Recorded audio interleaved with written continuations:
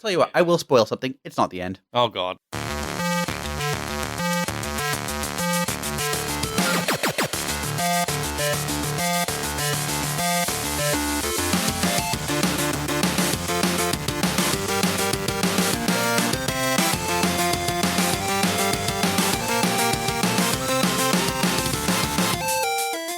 Hey, welcome to episode 195 of Front Seat Gamer. I'm here with Blake. Hello. And Paul. Hello. Hi, guys. How you doing? Good. It's good to be back exactly 2 weeks as well. We always are. Yeah, always. But, So what's the I just thought difference? I'd mention it because, we've been nailing that schedule. Yeah. All year. Every 2 weeks for 195 episodes in a row. Yep. Yeah. The regularity is incredible. Don't do the math. Yeah, don't do the math.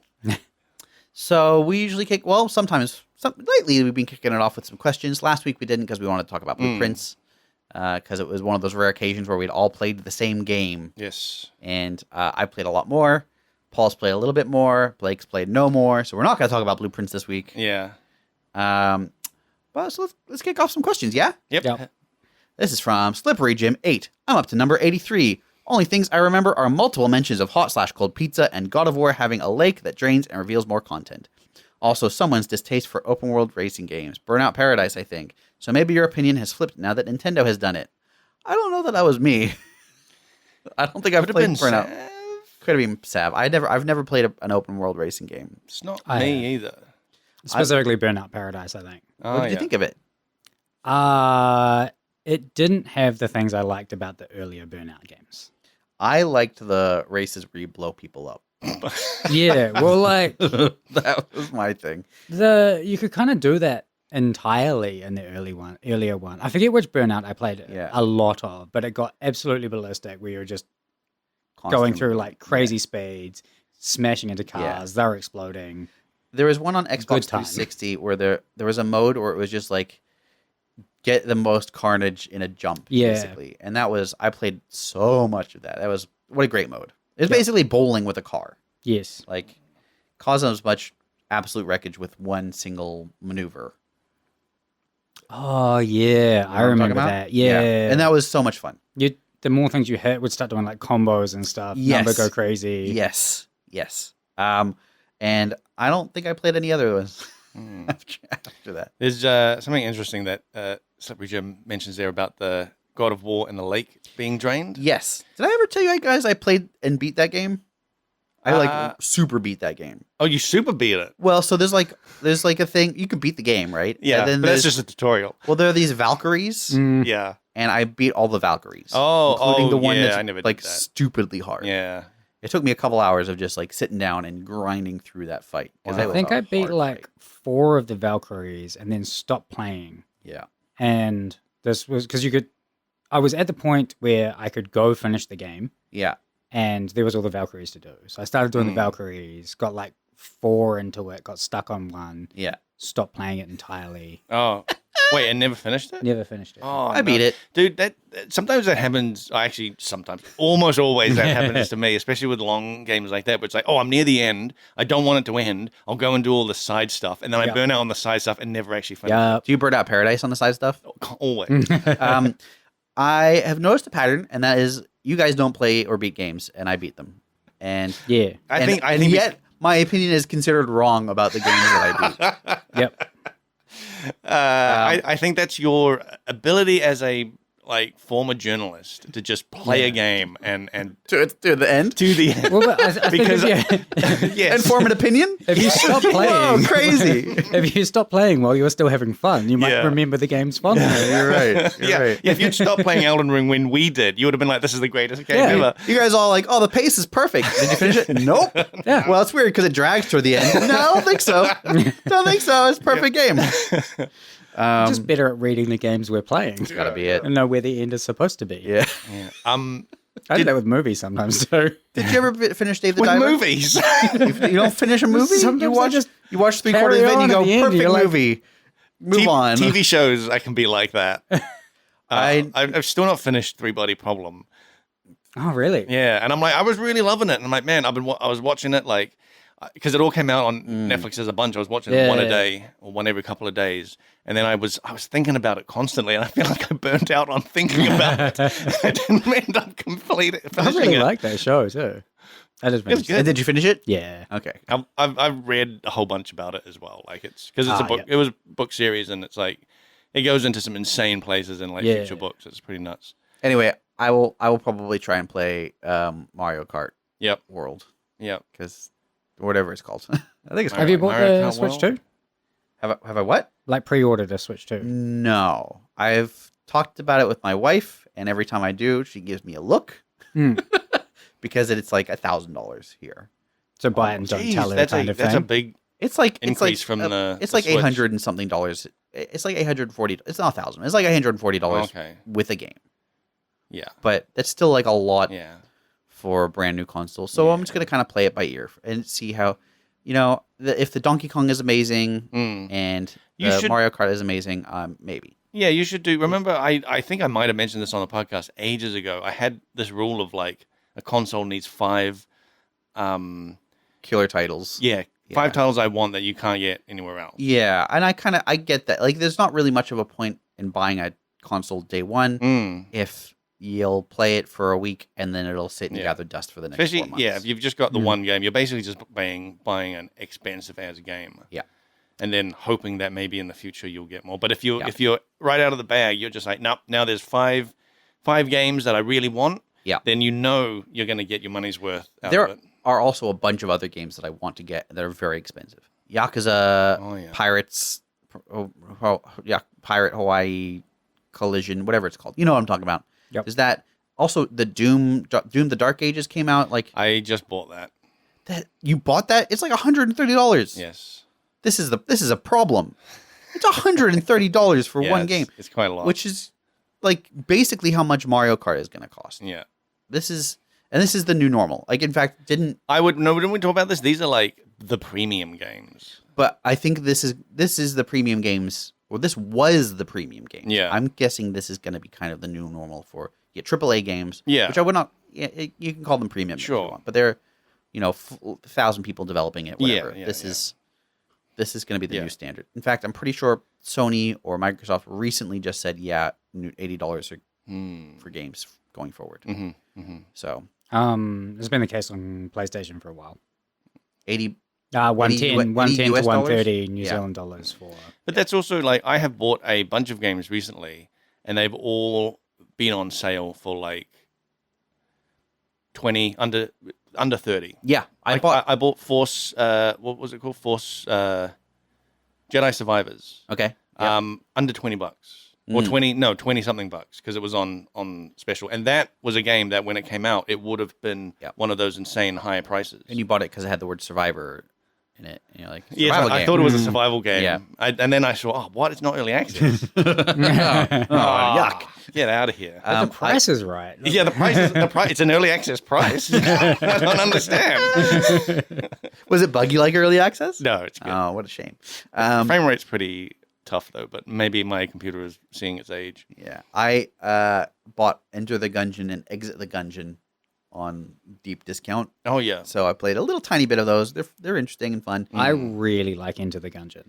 It did get worse with one of the patches they did, but like, they added a whole bunch of content with synergies and stuff, and I made it a bit liked easier. the game more first, just before that. Okay. Don't know if that's it's probably not a popular opinion, but Have you heard of Exit the Gungeon? yes, I didn't like that one so much. Did you play it? Yeah. Okay. I quite like the mechanic of your gun constantly changing. Yep. I think that's quite interesting. But I can also see that being really annoying.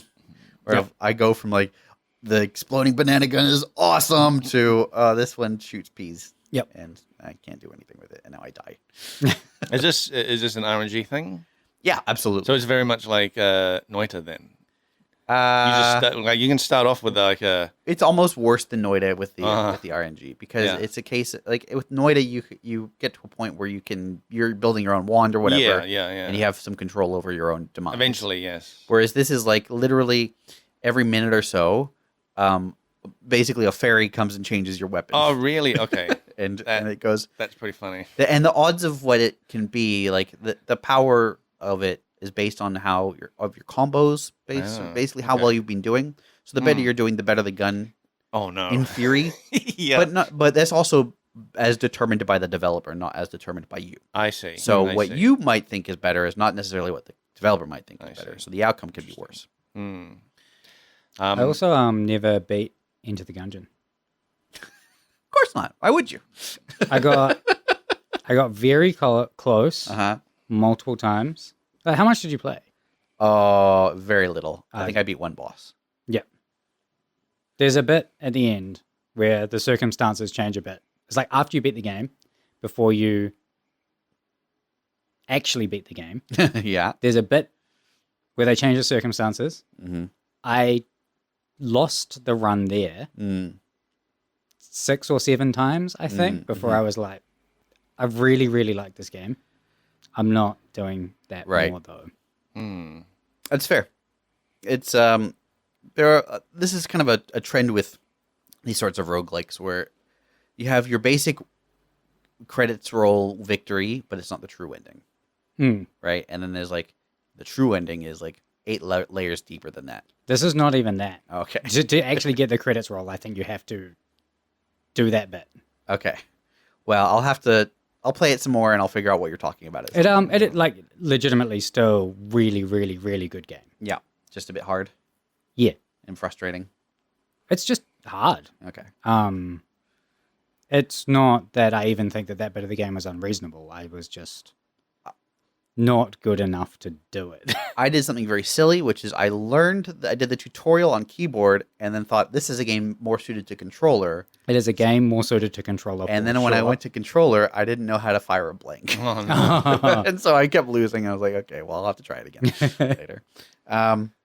Anyway. Just before we go on, So with that God of War thing and the lake lowering to reveal more content, Yes. I do remember we had an episode with Jonathan on years ago, and he talked about he thought it was a brilliant level design trick. He thought it was like a super cool thing, and lo and behold, PoE 2. Yes, and then cut to us working on PoE 2. Act 3. There's Act 3. There's a lake that gets lowered to reveal more content. Yes, and I thought, in fact, there's the waterways in that area, which is literally you're raising and lowering water levels to cross. You're only lowering. Yeah. You're not raising. Oh, right. Yeah. It's just to reveal the path to run through. Yeah, which I honestly, to be perfectly honest, I think is a missed trick because you could easily have a thing where I can't cross here unless I raise the waterway and raise a bridge in doing so. I think we did originally want it raising and lowering, but there were like technical limitations because of the monsters. Yes, and like the random generation and all this sort of stuff. Sure, if it's a linear thing, hey, we can do whatever we want. But then if you want like replayability, and you don't really want to have to backtrack. If no, possible, which and you would probably want to be part of it to make that work. No, you can do it if you do it rather than backtracking. You do it in loops. So like it would be essentially imagine 2 circles with an edge touching. That would be how you would do that.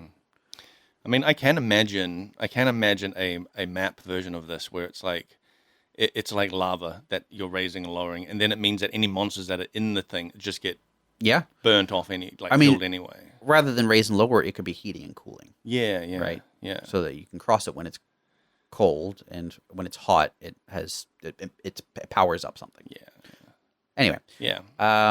Let's go on to the next question. This is from Aiden Sichi 9327. These 2-week intervals feel so much longer than they really are, which is 2 weeks, definitely, probably because of the anticipation of waiting for the next episode. I'm so glad that you're having such a good time waiting. Yep. 2 weeks can sometimes feel like 6. It does a little, sometimes feel like a month or 2. Yep. But you know what? That's just adrenaline, I think. Yeah. If we're talking about monster design, let's bring it back to a game that I think has fantastic monster design. PoE 2. Blake, PoE 2 has probably some of the highest amount of unique monster AI/models I've seen. What goes into producing that many different rigs, and animations? Is it just a mammoth team or really tight design standards? I'll give you a game recommendation I've dropped here before, but it's still great. Armored Core 6. Oh, right. Well, we'll get to Armored Core 6 in a sec. Let's talk about monsters. Well, I don't have a heck of a lot of insight into how, like, the whole monster creation process. But from what I know, it's like, yeah, there is a fantastic concept team who really just come up with the most insane. Like I've seen stuff that's coming in the future, and it's just more and more insane every step of the way. Yeah. But then there's also a thing of like, okay, you have your standard like zombies and humanoid type things. Yep. They all use, from an animation point of view, they all use the same rig. Like probably the player rig or something. That's fairly... I don't know if it's the exact same player rig, but it is like there are specific rigs for like for humanoids and quadrupeds and things like that. And PoE 1, that wasn't the case. It was like a new rig for like everything, I'm pretty sure. No. It wasn't? No. You really? I can't speak much to PoE 2. Yeah. I did a little bit on PoE 2 before I left, but for PoE 1, we would often reuse the same rig and skin it in different ways. Right. So yeah. There were like scarecrow monsters in some area that were just re-rigged skeletons. Yep. And in fact, I discovered a really fun thing where skeletons have an explosion animation as one of their death animations, so bones would fly everywhere. Oh. And if you used that on a scarecrow, they would turn into spaghetti. Yep. And it was all kind of terrifying and awesome. But doing that, it is a cool thing that it just means that every humanoid has all the same animations. So everyone has, a walk, a death, or whatever. Even if those monsters you don't actually see those things. That's right. They are still just there and can be used. And that means that for future content, we can change monster AI to use these animations and reskin it, and it's suddenly like a completely new monster. Yeah, a bit of reskinning, a different weapon skin, and a couple new animations can make a very old rig look completely new. Yeah, it is efficient. So to answer that question, basically, some of it is just efficiency. Clever use of old content is the old adage we used to go by. But in the case of like monster design, visual design, Blake is right. The concept team is exceptional. They would pump out crazy designs, 18, 12 months ahead of where they would end up in game. So usually, when I was working there at least, Eric would just get artists to make stuff he thought was cool, and he wouldn't necessarily have a use for it at the time. And then at some point, we would come up with a league or some, a map or whatever expansion, and we'd have this big sort of pool of monster designs and models to look through and pull out and use. Then sometimes it'd be like, well, we have enough to kind of get a start on this area, but we need a few more things to kind of fit that same role. And oftentimes it would be like, okay, what can we use an existing rig for and reskin? A really good example of this is what was that memory themed league with Tavis? Synthesis, thank you. There were like bird monsters that were reskinned, like I forget, like wyverns or some monster that we had in game. Almost every monster in Synthesis was a reskin of an existing rig. Yeah. I mean, I think that is just the go-to, right? Is like if there's a new monster coming, we're like, okay, what rig can we? What existing thing can we already use for this? And then the same thing with environment art, where it's like we've got a new area. What existing stuff can we use to recreate it, retexture it? Change things up a little bit, or do we actually need to make something completely brand new? That's right. And then it's like, if we make it completely brand new, can we see us using that in the future by reskinning, changing, all that sort of stuff? There's this constant like reuse. You want to get creating the most modularity. Modularity is really at the core of the gameplay, but it's also at the core of the game development. Yeah. And it is about getting the most bang for your buck for every resource, every dollar spent. Yeah. We really want to avoid having something that is like, this is just used once and it took like 6 months to make. Yeah. There, of course, are cases of that. Kitava is probably the biggest example of that, where like that was also he has been reskinned for maps, so he's used again and that sort of stuff. It's like, but he's always Kitava. Yeah, he's not. Yeah, he is. I think he is always Kitava. but he's there's kind of a. There are so many unique behaviors and like animations, and animation is probably the biggest bottleneck, or at least it was when I was working there. Yeah, and it's not. The animation team has grown. At the time, it wasn't very big, but animation is just a time-consuming process because you are looking at frame-by-frame movement of something, and in the case of a monster like Kitava, where the original design was he does some stuff and you know he doesn't move around and you just kind of avoiding his attacks. It became clear that for Kitava to be threatening, he had to be able to reach all parts of the arena, and that meant he had to have a unique, different punch animation for every part of the arena he needs to be able to hit. So I remember animator Ed, sat there animating Kitava for months, punching different parts of the arena with different hands. And in different forms. Yep. So that's why it's easier to just get a new skin, because our 3D modelers are pretty quick by comparison to animation. Oh, yeah. Yeah. I mean, animation definitely is the thing that, like, we don't want to, from an environment side, we don't want to have to send anything to animation unless we absolutely can't do it ourselves. And there's so many more animators now. Yeah, I know. And there's it's way more animators. When I started, there was one animator. I mean, you can almost, if you've ever watched any sort of 3D movie, like any Pixar film. Oh yeah, thousands of models, and the modeling team is usually much smaller than animation. I remember when I sort of first started watching that sort of behind the scenes of things. I can't remember which Pixar movie it was, but they were talking about, I worked like 3 months on this shot, and it's like 2 seconds of animation or something. Like, and it's because they had to animate every hair moving, they had to animate 400 dudes taking 3 steps in the background. And that's a thing that is like, animation is like... very, very time consuming. Yeah. It's in a way, it's a lot like stop motion. Yeah. Like it just takes... It is stop motion. I mean, it is in the end. You're just not doing quite as, like, all the in-between bits. Yeah. But still, there's so much to move. And then on top of that, there's the revision process. For animation, you're making something, and then you're watching it, and then you're thinking, it's not quite right. Yeah. And you go over it again. Yeah. And you try it's better, but if I compare it to this other thing, this one's a little more fluid. And now you're looking for consistency. And now you're looking for, like... Yeah, and there's for our game, there's the camera angle to always consider as well, because what looks great in Maya up close, you put in game, and it doesn't read because of the camera angle. Yep. And again, that's also in environment art. You always have to like take that into account. Yep. And there is a period where new artists, kind of acclimatize themselves to that view. Yeah. And checking in game first, or in our asset viewer, and seeing it from the actual game cam to see what it actually looks like, because it means you'd have to exaggerate certain things that you might not necessarily have to exaggerate if you're in third person. When I was working on Age of Darkness, because the game camera angle is sort of locked at this high angle, like PoE.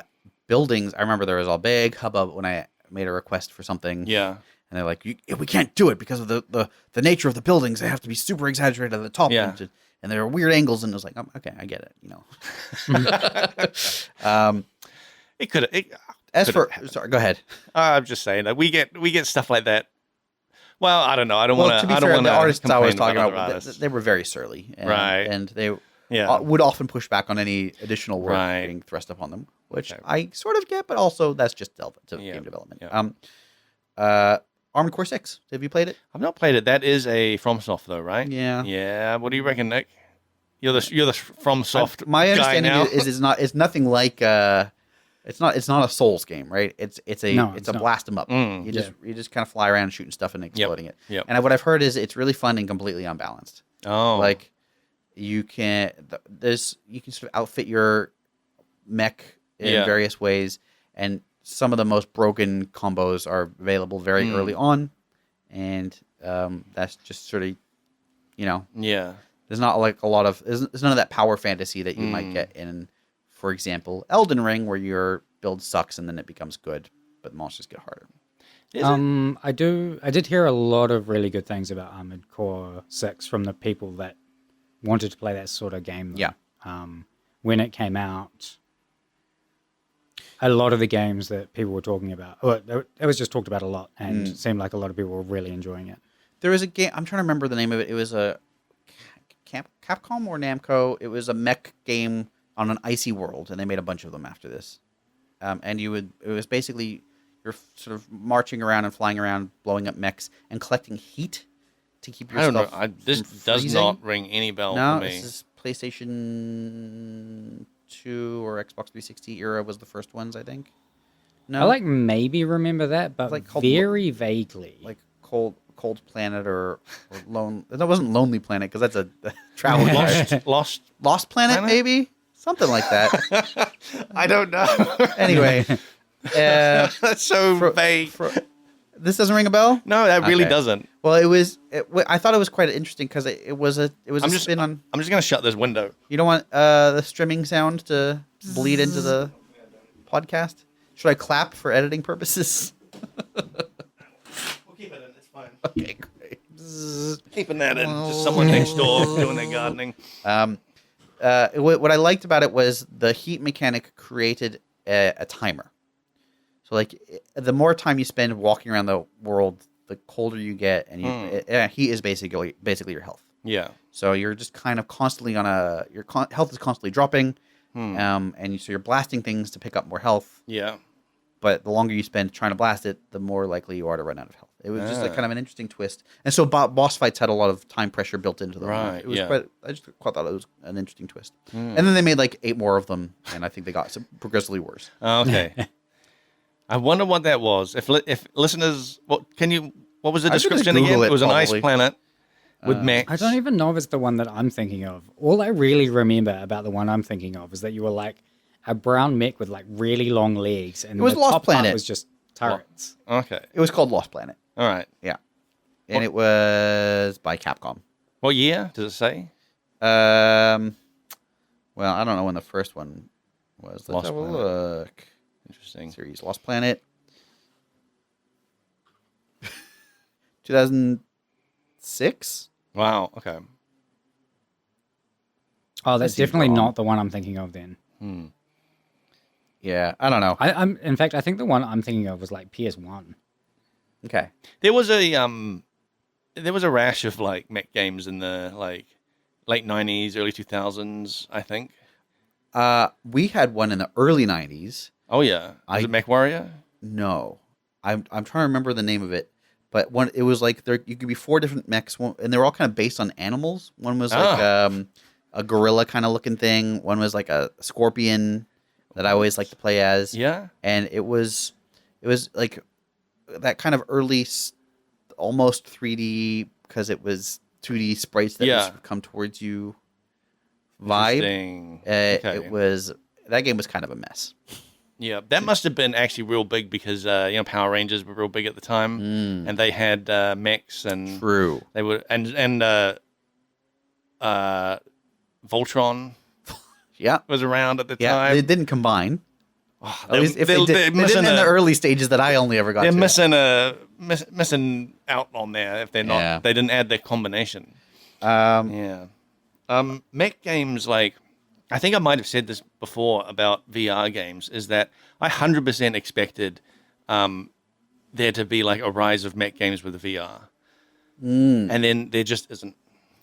Because it's perfect. You're in a cockpit, which is perfect for VR because you don't have the motion sickness. Have to move around. You can see the scale as well, which you can't, like, VR is excellent for getting. Yep. And it just seems like the perfect thing for it. And there's literally been, I think there's been like one mech game, but it's still like not very. This is only partially related, but I saw a video the other day of someone wearing like a half suit control thing, like just the things with his arms, and there was a little robot in front of him. And as he moved his arms around, the robot moved. And he was like swinging nunchucks or something. That's cool. And it was cool. Neat. That's neat. Well, now we're getting closer to proper robot. Yeah. Which seems better than VR for me. It's like people just battling little mechs with their cool. hand controls. There was a game that came out in the sort of mid 2000s called, I think it was called Steel Battalion. Yes, I remember that. And there was a version of it you could get with like a $300 yes, like full suite of you buttons. sit in. It It's was like the a size battle of this station. room, and like I have seen that. It's like the full like people have those flight simulators. Yes. it's like that, but you're Yes. inside this like weird mech thing. Yes, and I knew when I worked at IGN, someone there, a real oddball of a guy, got really good with that. And Wow. he would break it out to show people how good he was. Jesus. Using Break his- it out. You mean his wheel mech. it in? Yeah. What? Yeah. on a, Well, I on mean, a, at on a IGN trailer? they had it like in a storage room somewhere, I'm sure. But yeah, I always thought that was pretty cool. Steel Battalion had a Kinect version. Do you remember that? No. You remember the Kinect? Yes. And how unreliable I think it was. So I mean, you can that being imagine completely broken. Yeah. Okay. All right. Should we go on to another question? Yes. This is from a Mongolin. Did you play any EA survival indie games recently? Haven't heard about any for quite a while, or I guess any cool indie games that aren't too well known. Well, Blake, have you paid for any early access survival games recently? It's funny you should mention that. Is it? Yeah. I mean, what a weird coincidence. Yeah, because it never It happened. never happens. I have recently been playing RuneScape Dragon Wilds, which is in early access. And How much mining did you do? endless. Yeah, Endless mining. All I remember about RuneScape, which is the last time I played it was about 25 years ago. Oh, yeah. I've never played RuneScape. Okay. I've seen it and thought, I'm not playing that. I know quite a few people who still play. Yeah. Really? Yeah. Interesting. Old school RuneScape? That's Yeah, I the think so. one, I right? think I think you can kind of switch off your brain because it literally is just clicking on stuff. It's almost an idle game in a lot Is of it? But ways. how much? Well, I suppose WoW is fairly active, but still, like in WoW, you're not really doing that much unless you're doing a proper like raid with people. Well, okay, put it this way. In WoW, when you mine a node, the node goes away. Yeah. And so you have to go look for another node. Oh, yeah. In okay. RuneScape, when you mine a node, Yeah. it just goes on cooldown, Ah. basically. And so you stand there until it comes back up.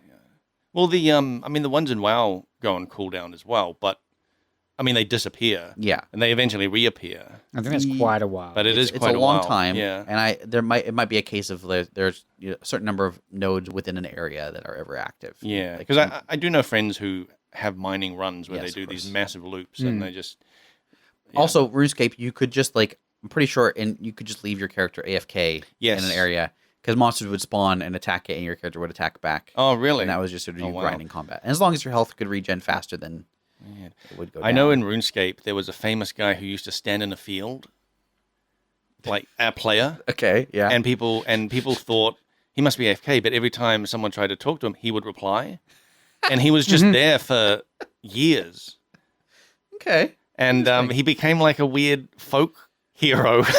You know how like in a city, Yeah. you see like the oddball characters Yeah, that are around. He became the like bird that. lady. And Yeah, he became like the that. field guy. Yeah, the field Yep. guy, and I think he would. Oh, I can't remember exactly, but I watched the whole like video about it. And he was just like Interesting. he was just some guy that was like up here standing in the field. So anyway, RuneScape. Yeah. So Dragon anyway, I've been playing something. RuneScape Dragon Wilds. I want to compare it to. I want to compare it to two games. I want to compare it to Enshrouded and Valheim. Okay. So I will allow it. yeah. Okay. Thanks. It has very heavy, I think, Valheim influence. So I think it is definitely a survival game first and a RuneScape game second. Like I don't know anything about RuneScape, so like I know from watching videos that there are characters in it that you interact with that are known characters in RuneScape. Yep. But other than that, I feel like it's just you're fighting goblins, you're fighting orcs, you're fighting like dragons and some animal creatures that you could find in almost any other Sure. kind of game. Yep. And the progression through the survival elements feels very much like Valheim. Okay. So you start off in one sort of biome, one area. Everything around it is at your low level. You go around killing stuff, collecting resources. You eventually get strong enough to sort of venture into the next one. There's different resources there that allow you to build new stuff, and Yep. it's very much like Valheim, where you're Yep. just So staggered. you're just progress. going through, and you're going through the biomes, and you realize like, okay, it has that thing that I was like getting in Valheim, where it's like it felt like the more I played, the less magic, the less enchanted with the system begins to reveal. I started itself. seeing the Matrix, Yes. right, where it's like, okay, new biome, what's the resource here? Yes. When you what's the thing I need to get to the biome after that? yeah, and it becomes formulaic, I suppose, at that point.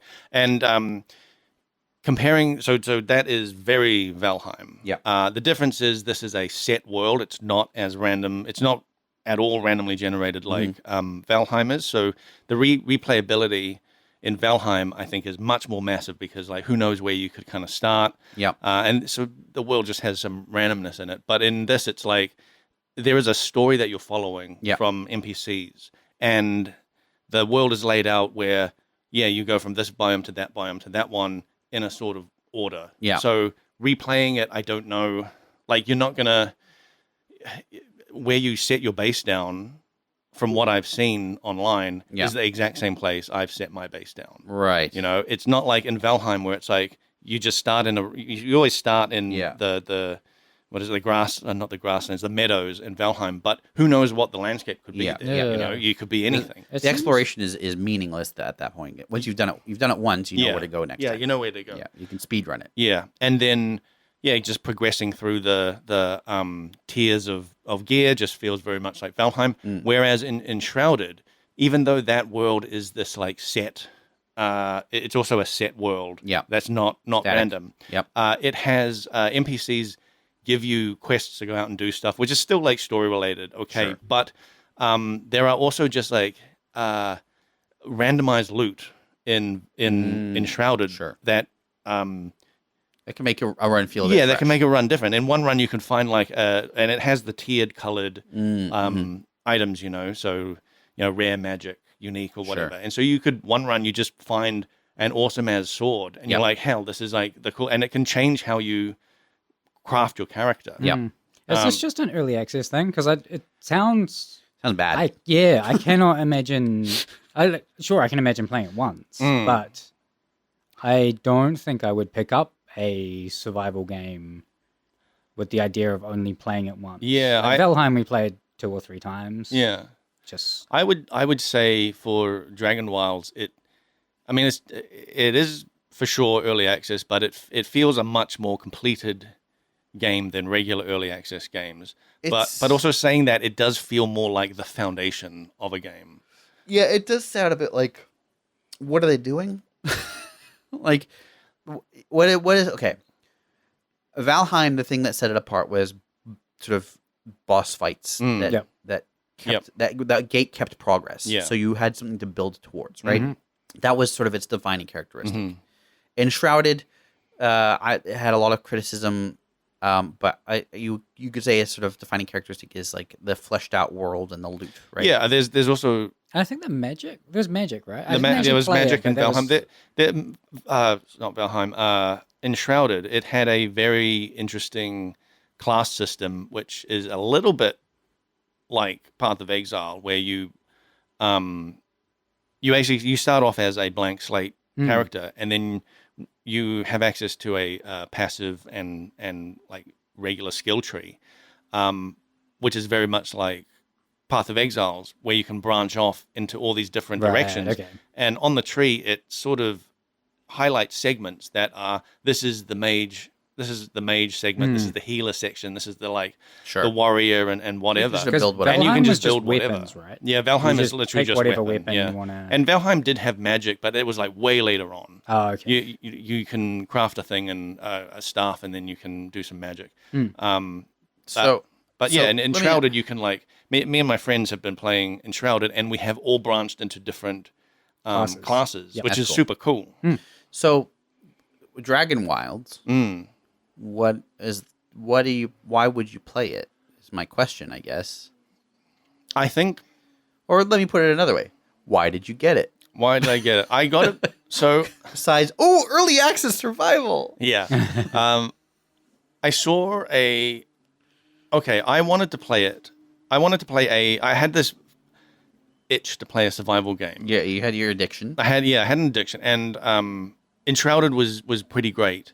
But because I was playing it with friends, I felt like if I can't really progress too far, and it's like I was trying to keep it. I was trying to do stuff with friends, you know, and I thought, you know what, I could really. I thought of like maybe I start a new Enshrouded game myself and just play myself, but then it's like, that feels like cheating if I go back into our like. Yep. You're also potentially going to burn yourself out. Yeah, exactly right. Playing the game that you're playing with your friends while not playing. Yeah, exactly. And then this game came out, and I was like, all right, I'm going to give this a go, and I'm going to play it solo. I'm not going to like suggest to my friends group that we play this. And I just felt like playing a survival game solo. Yep. Right. And it is just sort of it's got the basic survival stuff, and I feel like that was enough to scratch the itch. But then once I sort of started getting into some of the later areas, it did kind of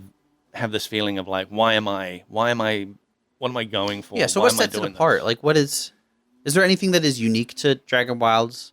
Because like I can think of a bunch of other survival games that at least have something notable about them. Project Icarus has like the multi, like you're deployed for a set amount of time and you go back, and it's sort of, there's a loop there. Yeah. Conan has like the raids. Like these are all Well, they do dinosaurs. Yeah, Ark has dinosaurs. Yes, Ark has dinosaurs. Also, Ark was like pretty early on, so it gets a free pass on a lot of stuff. Ark also It was also cool when it came out. Ark also thrives when it's like multiplayer, like PvP. Yeah. Like going on a server and having like massive bases and fighting each other is where it's at. V Rising was like an ARPG, and it had like sort of the stay out of the sunlight element. Yeah, that was kind of cool. Like there are different. All of the survival games I can think of had something kind of quirky to it that you could point to and go, "This is the reason I like this one." Yeah, I think this one, because it's that handcrafted world, it has more reward for exploration. But okay, there was a what's that game called? Squaresoft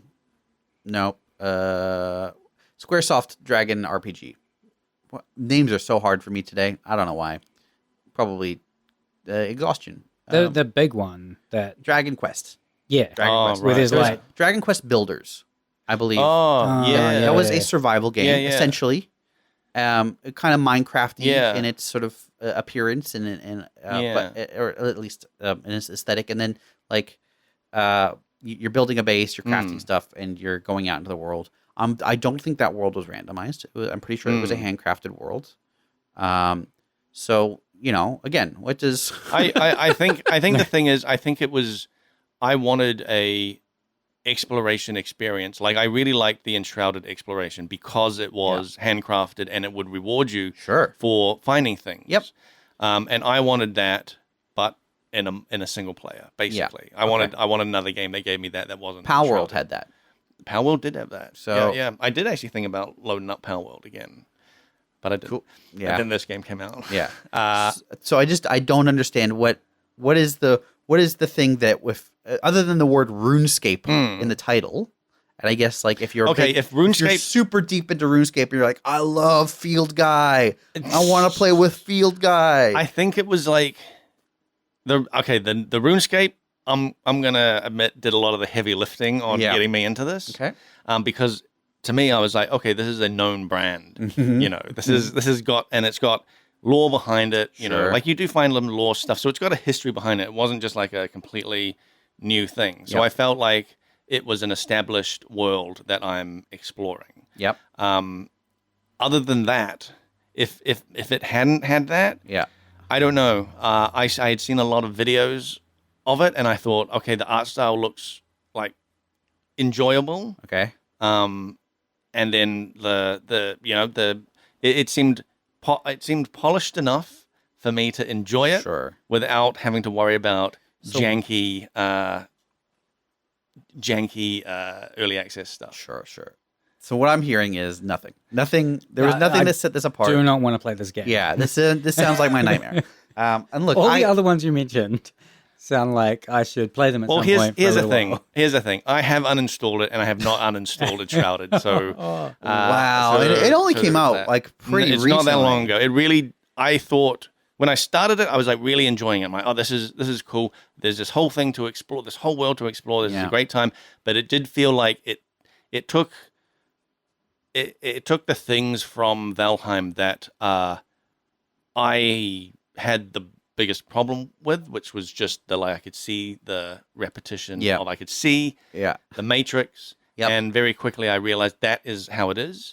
It took some other elements from like Valheim, like it had the raids and things like that.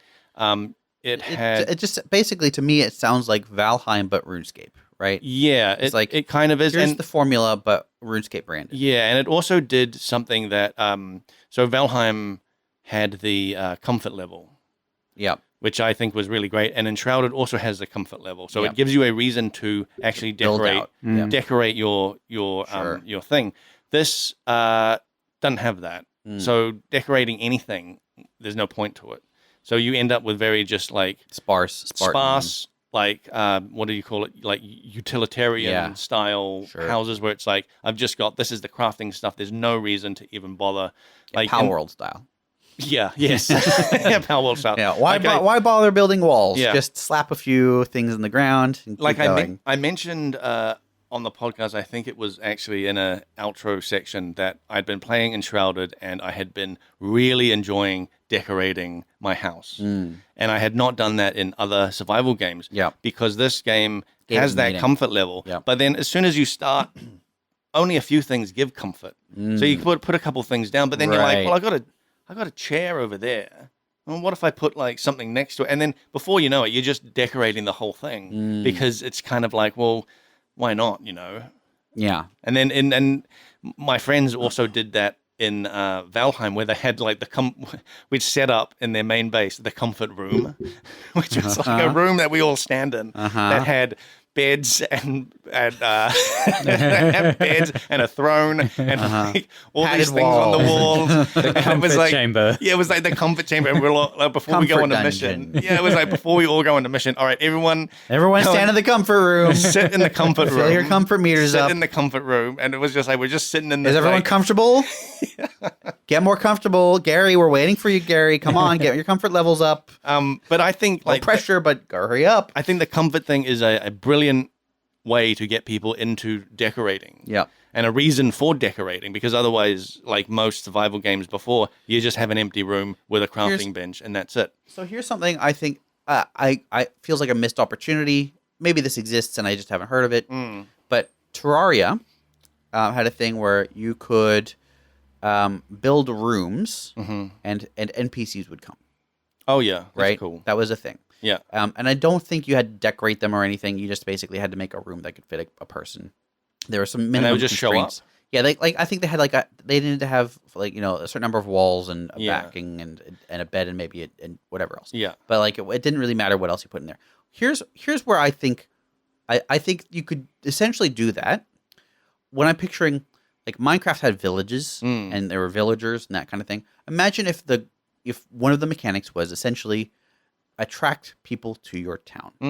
Build houses, make them comfortable or lavish or make them all fit in the same style or whatever it is, and based on how you were approaching this problem you attract certain kinds of NPCs. And then you get benefits for it. I would love that. So Medieval Dynasties it's all about that, except I'm pretty sure in Medieval Dynasties you have to go out into the world and invite people to your village. They don't just like show up. I can imagine that being the case for the first few NPCs, and then but word of eventually mouth.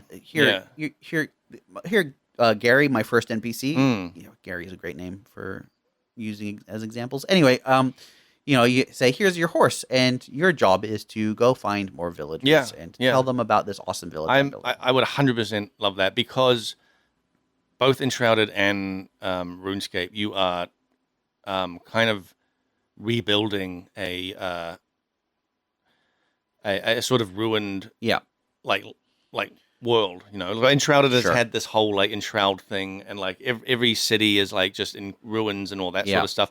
And the only NPCs you find are, well, you do find NPCs and you invite them back to your town, but they are essentially like crafting stations. And they unlock things for you and build stuff for you, and that's all fine. But they're not autonomous. They don't do anything. They just stand there. And they only your only interaction is you walk up to them, and then in the menu you pick what you want to build, and you have all the resources. They're essentially a crafting station. I think this idea of essentially turning a survival game into a village management game organically. That sounds awesome. I really like. Imagine that idea. you build something that has an anvil and a forge, and now a blacksmith comes to town, and he's like, and it's a crappy room, so you get a crappy blacksmith. Yeah, you get it, but then you upgrade it, and then another blacksmith comes to town, and it's like, I'm here, and you as the village mayor have to decide who stays and who goes. I know, dude. I am all for. I think you and me might have even talked about like this sort of game idea where it's like it starts off as a survival and then evolves into this like village management thing, and then could even evolve even more where you're like kingdom sort of management. I games like that. I mean, X4 does it. Yeah, X4 does it like brilliantly, where you start off as the little mercenary guy, and then before you know it, you are running like a galactic empire. Yeah, I think Elon had a bit of the. You could hire people for different roles. Oh, is that the game that you bounced off instantly? But I didn't play enough of it. But like there was a hiring roster, and all of them had like professions and stuff. I might give that another go because that just it's one of those games where it's like I feel like it's massive and will take up my life, and so I sort of just like didn't step into it at that point. Well, it's also a little bit jank, so it's kind of hard to want to. Yeah, but X4 is a little bit jank as well, and I got really super into that. All right, should we go on to the last question? Can do. Yep.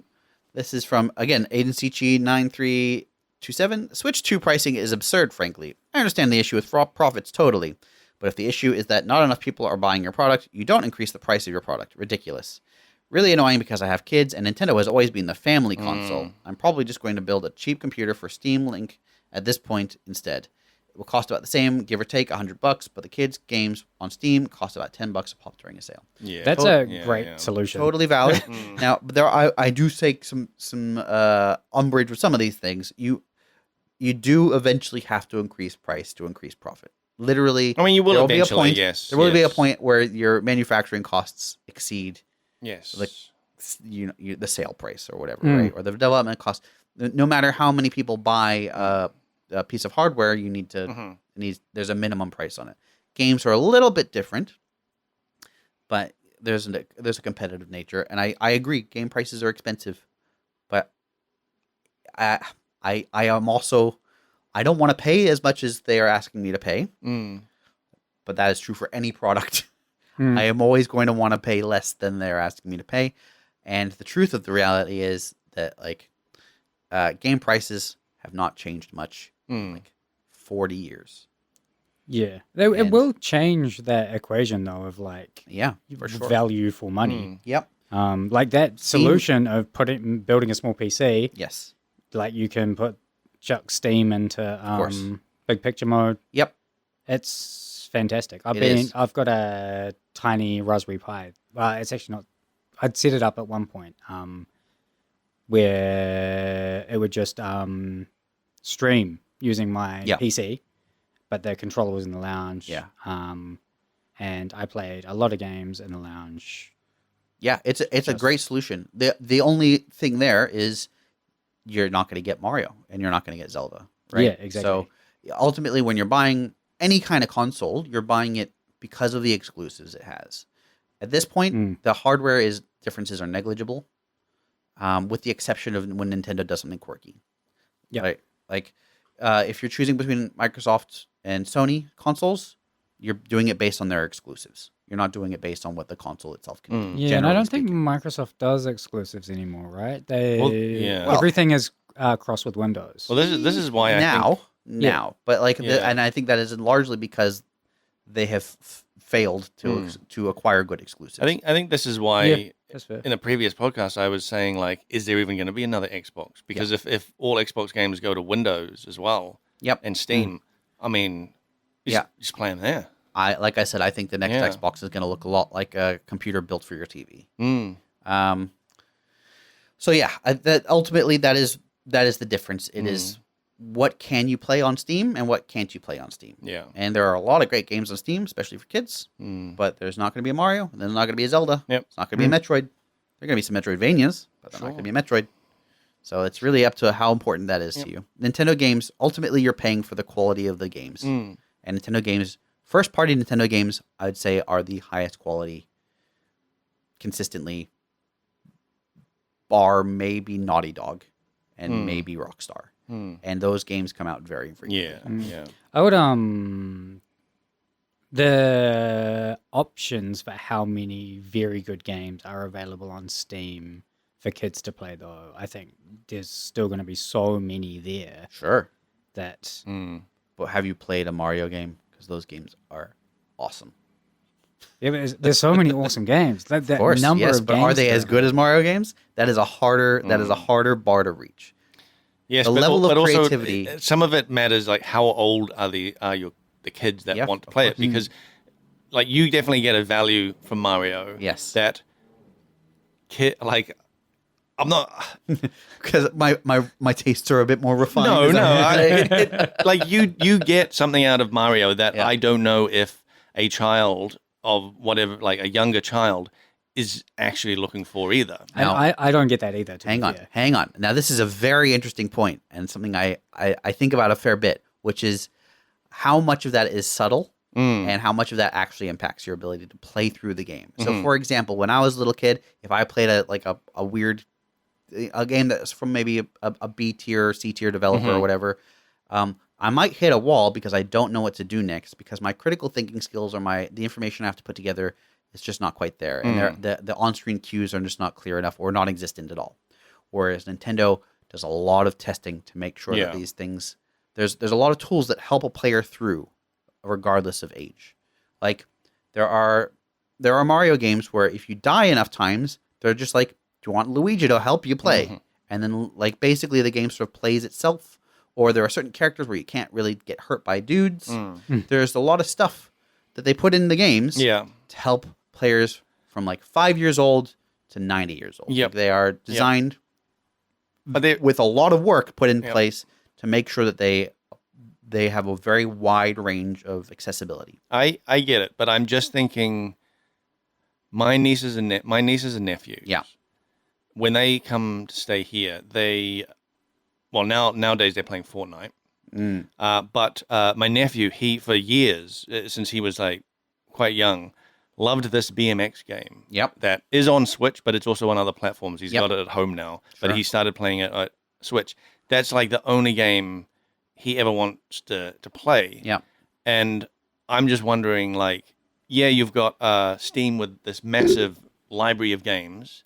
Is there something in there that is just going to hit the same, like the kids are going to enjoy just as much as like a Mario game? Or are they just really crying out for like, I really want Mario and Zelda and I do not want anything else? That's a really good thing you can test, right? Find the best platformer on Steam, get them to play it, then get a good Mario game in there and say, hey, which one do you like more? I really struggle with Dead Cells. I wonder if that's true because I feel like a lot of the platformers we used to play were also just really hard. Dead Cells is hard not because of the platforming, right? It's the combat. It's the boss fights that require pixel precise movement, and they will struggle. But I'm just saying that our the kids crying out specifically for Mario that is like we love Mario and we want a Switch. I don't think it's that. What I think it's more about the attention to detail about appealing to a wide range of audience, like gaming experience levels. I can't think of a good of a platformer on Steam that I could compare to Mario. Nothing is going to be like as polished, as user friendly, but also still have the depth of difficulty for people who really want that. So like I beat Super Mario Wonder. I did some like the hardest levels, and they get really, really hard. But my daughter can also beat the earliest levels, and she is 4. She was 3 when she beat her first levels. Wow. Like, and it's a case of, I explained to her, you got to move to the right, you got to jump over some things, and after that, she can kind of fumble her way through because there's not a time limit. There are certain characters that don't get killed, and so there's options for her to actually play and succeed.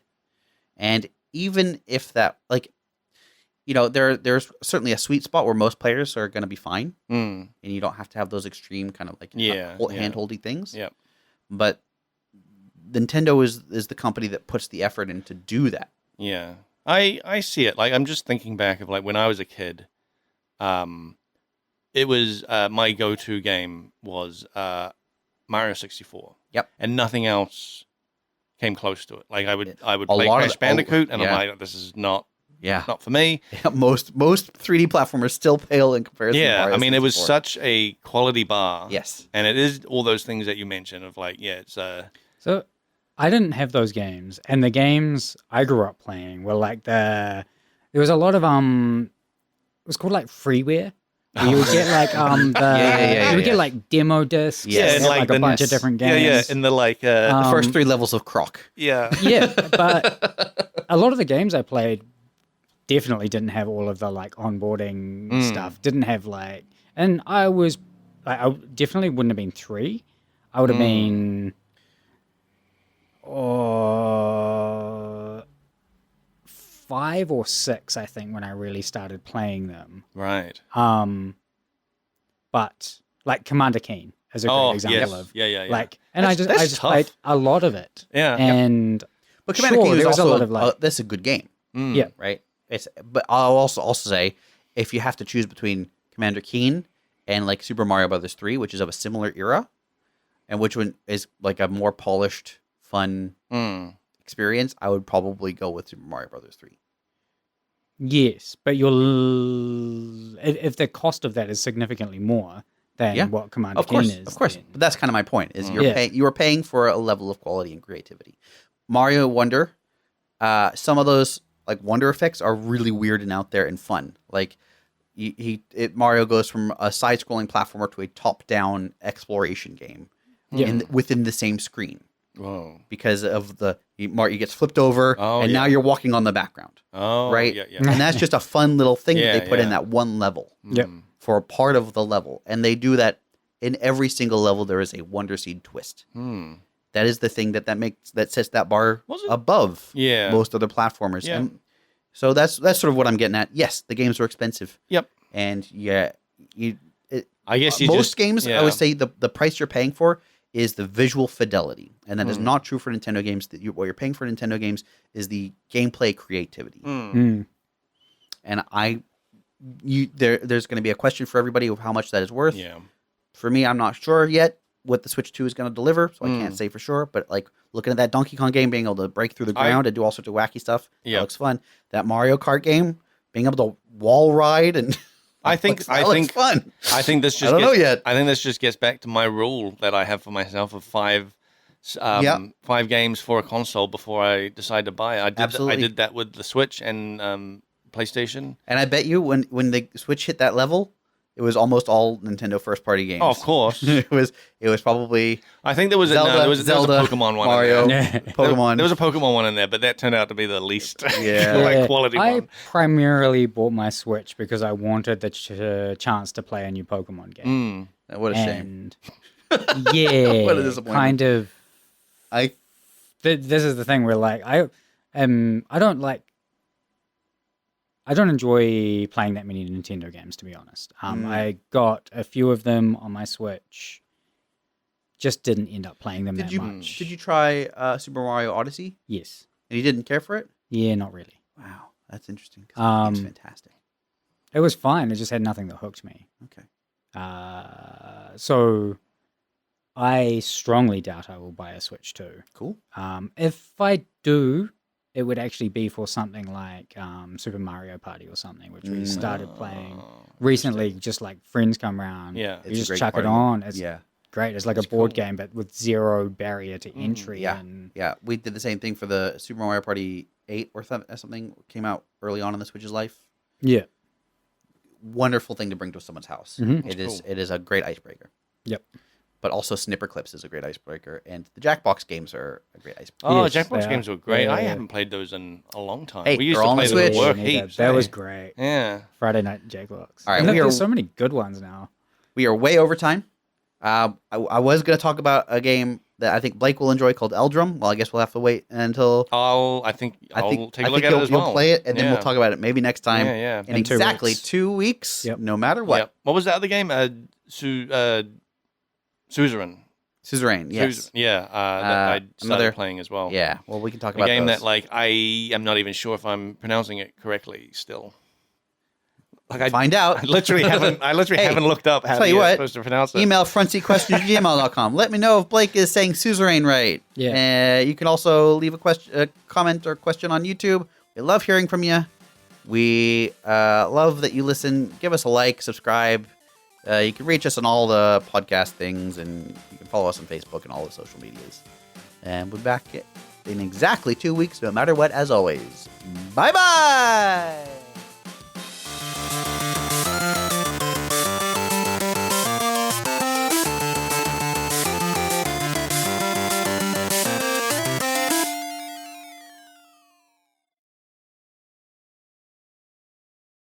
I've always thought, I've been thinking about this lately. I want a TV show that is escape rooms contextualized. The original idea was literally 2 teams competing to solve the same escape room, see who does it fastest. And I think that would be fine. But playing Blueprints has made me think if there is a way to make it so that it is a larger sequential narrative, one larger group sort of breaking their way and with like big twists and reveals. I had like the sort of what version I had in my head is like they solve a room, they go into the next room, and while they're solving that room, what they don't realize is that that next room is actually on a barge, and they are being slowly sailed to an island. Yeah. So when they solve that room and they open up the door, they're met with a beach, and they're like, "How the fuck did we get here?" Yeah. And then on the island, there's a bunch of puzzles or something like that. Like I think. As a viewer, that would be very exciting. Because like, what's going to happen next? You want a real life video game? Yeah, but this is not impossible stuff. It's just Not at all, I don't think. Yeah, like you could It could happen. you could do it. You could Yeah. probably do a lot of this stuff in Yeah. Auckland because of the way like the water is laid out. But like Having them not know they're on a boat, they're going to be the hardest Yeah, part. that's a bit tough. I had ideas for that, and that would be like you'd have sort of if it's themed around like vibration or movement, Yeah. that kind of thing. Especially if the room before that had that as well. Or So that already warmed up to the idea of, there's this room that moves sometimes, and then like, but Or- then the next one moves as well, but it's for like actual, it's on a boat reasons. you don't even necessarily have to do that. You just have them do a thing where they get to press a button. And that starts the engine, and they don't realize it's an engine. It just starts the room Yeah. shaking. Oh yeah, you know, yeah. and then like a rope falls down. Yeah. And that kind of thing. Yeah.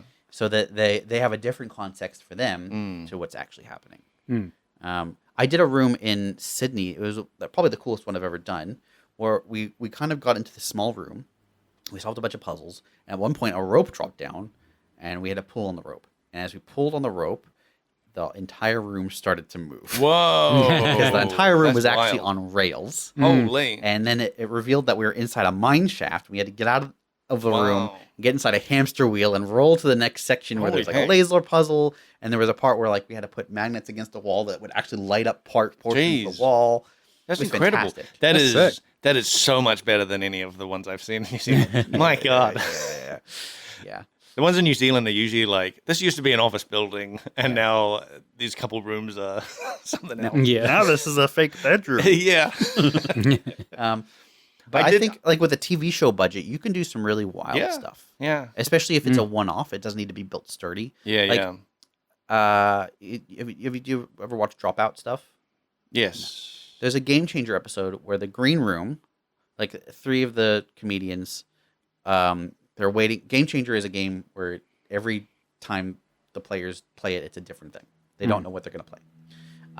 The rules are different, and they have to kind of figure out the rules as they're going.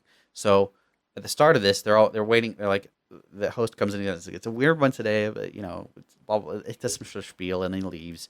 And then one of them says, "I gotta go to the bathroom, or I'll just go to the bathroom before I go, and he tries to leave, and the door is locked. Mm. He's like, uh-oh. And then the TV turns on, and it's like, get ready for a game changer. Turns out it's an escape room for the green room. They are in the green room. They've been in dozens of times, and they have to figure out how to get out of the green room. And it gets more and more elaborate as they're going. Yeah. But, like, they get to break stuff. They get to, like, tear holes in the wall. Oh, wow. Like, because it's built to work one time. Yes. For the shoot of the episode. Yeah. So you can do lots of crazy stuff you can't do in a normal escape. That's pretty cool. Anyway, should we? Yes. Yeah, we should probably start it.